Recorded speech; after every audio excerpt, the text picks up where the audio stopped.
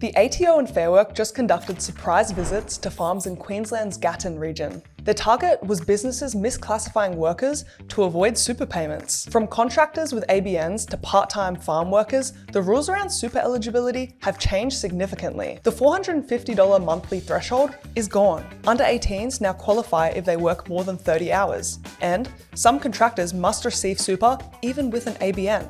So, in this video, I'll show you exactly who you must pay super for, how to handle contractor super payments, what counts as a domestic worker, your obligations for overseas workers, and how to avoid costly compliance mistakes. Ready? Let's go!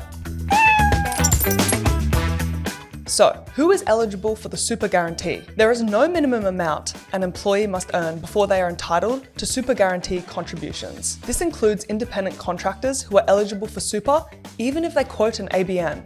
We discuss this later on in the video, so keep watching. You must pay super guarantee for eligible employees, even if the employee works full-time, part-time, or on a casual basis, receives a super pension or annuity while they're still working, including those who qualify for the transition to retirement measure, is a temporary resident, works overseas, we also discuss this later on in the video, is a company director, or is a family member working in your business. Since July 2022, you now also have to pay the super guarantee on payments you make to employees under 18 if they work for you for more than 30 hours a week. This is regardless of how much they get paid. As I mentioned earlier, in certain circumstances, you must pay super for independent contractors who are considered to be employees for superannuation purposes. And the Australian Taxation Office and Fair Work Ombudsman are actively investigating compliance in this area. A recent operation in Queensland's Gatton region, dubbed Operation Topaz, saw regulators conducting surprise visits to farms, examining whether employees were meeting with their tax, super, and workplace obligations. So,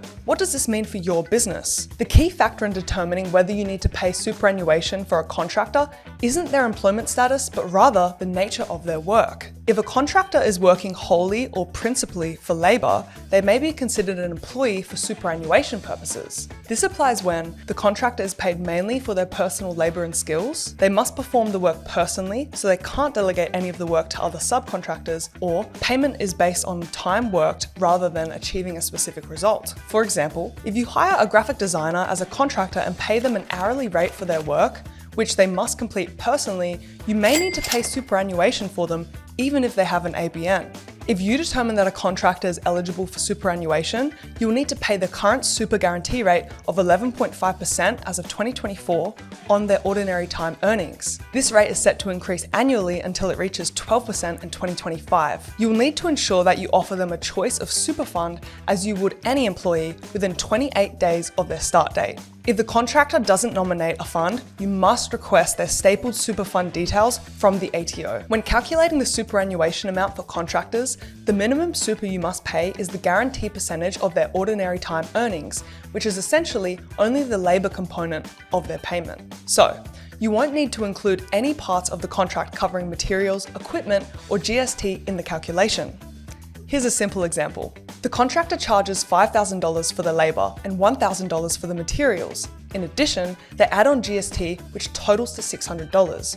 So the total invoice you receive is $6,600. In this case, you would calculate the superannuation on the $5,000 labour component only. As I mentioned earlier, the ATO and Fair Work Ombudsman are taking non-compliance seriously. If you don't meet your superannuation obligations, you'll be liable for the relevant penalties, including the superannuation guarantee charge, which includes the unpaid super amount plus interest and administration fees. So, to protect your business, make sure you review your contractor arrangements regularly, use the ATO's employee/contractor decision tool to assess each worker's status, keep accurate records of your assessments and payments, and offer eligible contractors a choice of superannuation fund within 28 days of their start date. If you're unsure about a specific case, it's always best to seek professional advice or contact the ATO directly. Other than the rules around super for independent contractors, there are also considerations for domestic workers and employees you have overseas. A domestic worker is someone who does private work relating personally to you, so not a business of yours, which is usually classified as work relating to your home, household affairs or family, like a nanny, housekeeper, or carer. If you send an Australian employee to work temporarily in another country, you must continue to pay super guarantee contributions for them in Australia. The other country may want you or your employee to pay super or their equivalent there as well. But Australia has bilateral agreements with some countries so that you don't have to pay it in both countries. This is as long as you continue to pay compulsory super contributions for the employee in Australia. If an agreement exists, you will need to show the authorities in the other country a certificate of coverage, which you can get from the ATO. The easiest way to check if someone is eligible for super guarantee